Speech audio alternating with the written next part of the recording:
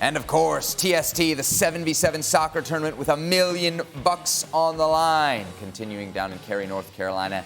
Day 2 this Thursday, and just 24 hours from the start of the women's tournament on Friday. Plenty of great action throughout day 2 and day 1. Here's La Mexicana Express against un Agüero's team. You'll recognize the number 10 there, Sergio Agüero.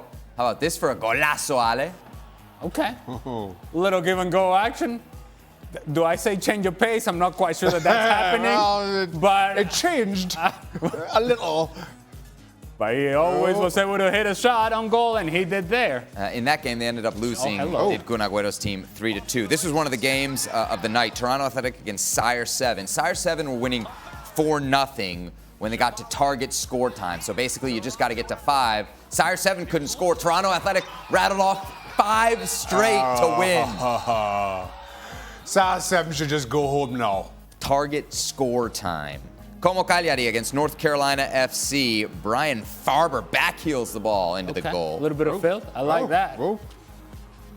Como and Cagliari, the combined Italian team, winning 3-1 there. Quick Goal FC against Sneaky Fox. Scores 3-1. Quick Goal FC. Nice. Chandler Hoffman from the other side of the field. Oh, look at the goalie. He's panicking, and then there's a realization, we're not getting there. Boy. Quick Goal wins 4-1. Quick Goal, by the way, where Sebastian Giovinco is playing, former MLS MVP. Tranquilo versus Pasha Luxury. 2-2. Next goal wins. It comes from Adam Abdeloui.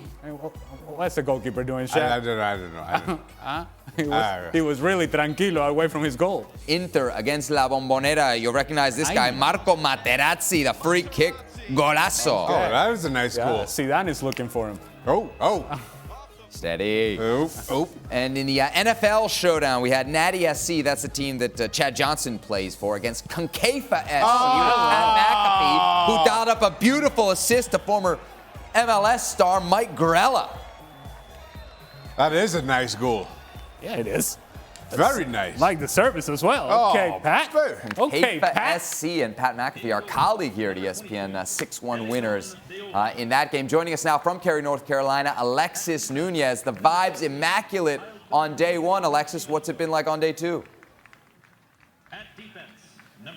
Yes, Abby, all I have to say is I hope you pack extremely lightly when you get here this weekend, because it is absolutely roasting. It doesn't even matter when the sun sets, but the vibes are still immaculate. A lot more subdued today because it is day 2 and the game started a bit later. We didn't have to get up at the crack of dawn to get here for 8 a.m. today. The game started at around 11 a.m. instead. The women also came out and they were training as well. Lots of people getting excited to see them in action tomorrow. Some big names in the women's tournament, but for the men's tournament, some of the big hitters are playing later on tonight. Wrexham, of course, playing today, but the big ones tonight are Nani FC up against Kun Agüero. It would kind of surprise a lot of people that Kun Agüero, despite all his best efforts, he's not been able to register a single win in this tournament. A lot of people here in Man City jerseys and Argentina Kun Agüero jerseys, but they have been thoroughly disappointed, I suppose. We've been trying to speak to him, but let's just say he's not been in the best of moods. But you know what? He's a competitor. He's not used to losing, so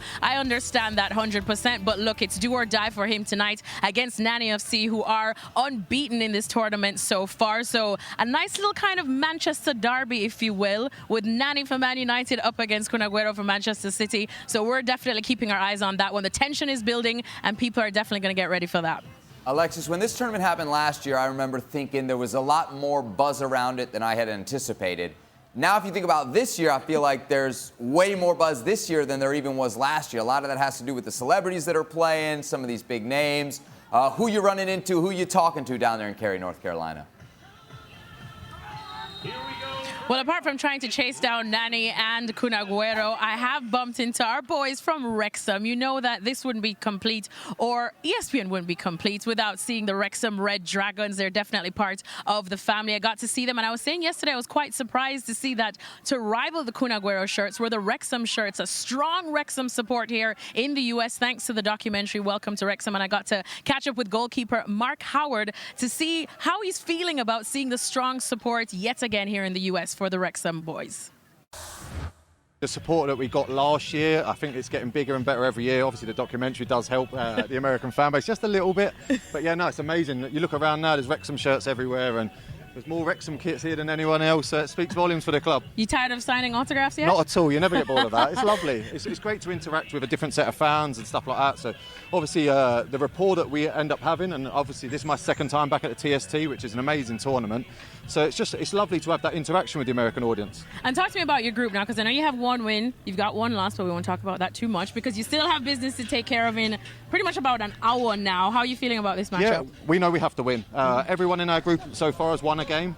So it's the two teams that win the next two games are going to go through. So there's that odd chance of the third place one, but we're not counting on that. We need to go out and win this one. You're getting ready as well for a great preseason as well in the US. That will be on ESPN too. We cannot wait to catch up with you guys then. Is it still all kind of surreal that Wrexham's right still in the mix? 100%. We don't take this for granted. Like, it's enjoyable for us, and to get these experiences don't happen a lot, especially lower down in English football, like down the tiers. So yeah, we're all really well driven. We've got a great dressing room, a great set of staff. So yeah, they push us a lot.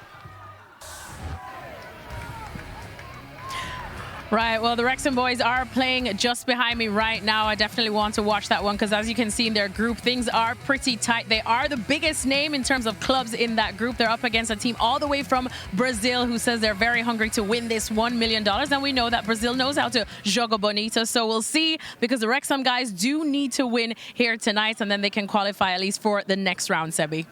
What's the score right now, Alexis? How are the Red Dragons doing?